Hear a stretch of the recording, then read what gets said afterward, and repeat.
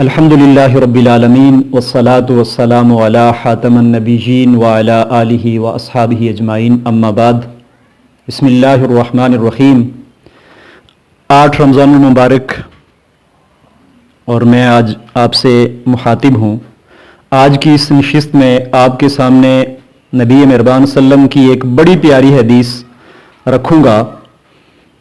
رمضان المبارک کا قیمتی مہینہ ہے، رحمتوں کا، مغفرتوں کا اور بخششوں کا مہینہ ہے۔ اللہ کے نبی صلی اللہ علیہ وسلم نے فرمایا کہ 4 لوگوں کو چھوڑ کے باقی سارے لوگوں کی اللہ رب العزت اس مہینے میں بخشش اور مغفرت فرماتے ہیں۔ آیا وہ 4 بدنصیب لوگ کون سے ہیں کہ جن کی اس مہینے میں بھی اللہ رب العزت بخشش اور مغفرت نہیں کرتے؟ وہ 4 لوگ کون سے ہیں؟ فرمایا کہ ان میں سے پہلا وہ آدمی ہے کہ جس کی اس مہینے میں بھی اللہ رب العزت بخشش اور مغفرت نہیں کرتے، وہ ہے کہ جو ماں باپ کا نافرمان ہے۔ جو آدمی اپنے والدین کا نافرمان ہے، چاہے وہ رمضان کے روزے رکھتا رہے، وہ زکوٰۃ دیتا رہے، وہ نمازیں پڑھتا رہے، وہ حج کرتا رہے، وہ جہاد کرتا رہے، اگر وہ والدین کا نافرمان ہے تو اللہ کے نبی صلی اللہ علیہ وسلم نے فرمایا کہ اس کی رمضان کے مہینے میں بھی اللہ رب العزت اس کی بخشش اور مغفرت نہیں فرماتے۔ اور دوسرا وہ آدمی ہے کہ جس کی اس مہینے میں بھی بخشش اور مغفرت نہیں ہوتی، فرمایا کہ جو شراب کا عادی ہے، جو نشہ کرنے والا آدمی ہے، جو شراب پیتا ہے، اللہ کے نبی صلی اللہ علیہ وسلم نے فرمایا کہ اس بدبخت کی بھی رمضان کے مہینے میں بخشش اور مغفرت نہیں ہوتی۔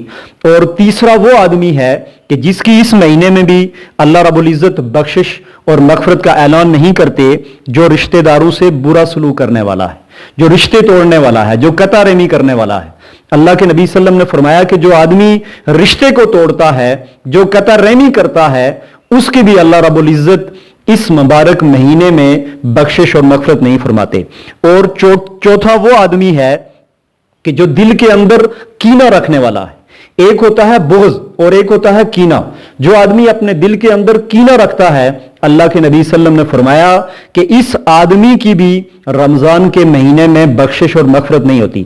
بغض یہ ہوتا ہے کہ آدمی کسی سے نفرت کرتا ہے، یہ بغض ہے۔ اور کینہ یہ ہے کہ نفرت کے ساتھ ساتھ وہ اس آدمی کو نقصان بھی پہنچانا چاہتا ہے، یہ کینہ ہے۔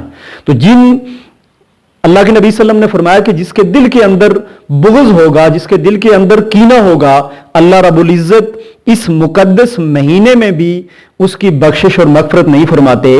ہم سب کو اپنا احتساب کرنا ہوگا، اپنا جائزہ لینا ہوگا کہ آیا ہم جو دنیا کے اندر رہتے ہیں، ہمارے والدین زندہ ہیں، وہ ہم سے راضی ہیں، تو ہمیں اللہ کا شکر ادا کرنا چاہیے کہ اللہ رب العزت ہمارے روزوں کو قبول فرما رہا ہے۔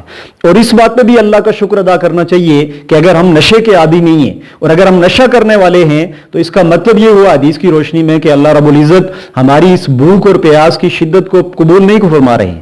اسی طرح ہمارا پڑوسیوں کے ساتھ کیسا سلوک ہے، ہمارا رشتہ داروں کے ساتھ کیسا سلوک ہے، اگر ہم رشتے توڑنے والے ہیں اور تعلق توڑنے والے ہیں اور دنیاوی معاملات میں اپنے رشتہ داروں سے ناراض ہیں، تو اس کا مطلب یہ ہے کہ یہ بھوک اور پیاس کی شدت تو ہم برداشت کر رہے ہیں، لیکن ہمارے روزے اللہ رب العزت کی بارگاہ میں قبول نہیں ہو رہے ہیں۔ اسی طرح دلوں کو صاف رکھنا ہے، اپنے دل کے اندر سے کینے کو نکالنا ہے، بغض کو نکالنا ہے، حسد کو نکالنا ہے، تاکہ اللہ رب العزت ہماری اس بھوک اور پیاس کی شدت کو قبول فرمائے اور روزے کا حقیقی ثواب ہمیں اللہ رب العزت کی طرف سے ملے۔ اللہ رب العزت ہمیں حقیقی معنوں میں نیکی کرنے کی توفیق عطا فرمائے۔ وما علینا الا البلاغ المبین۔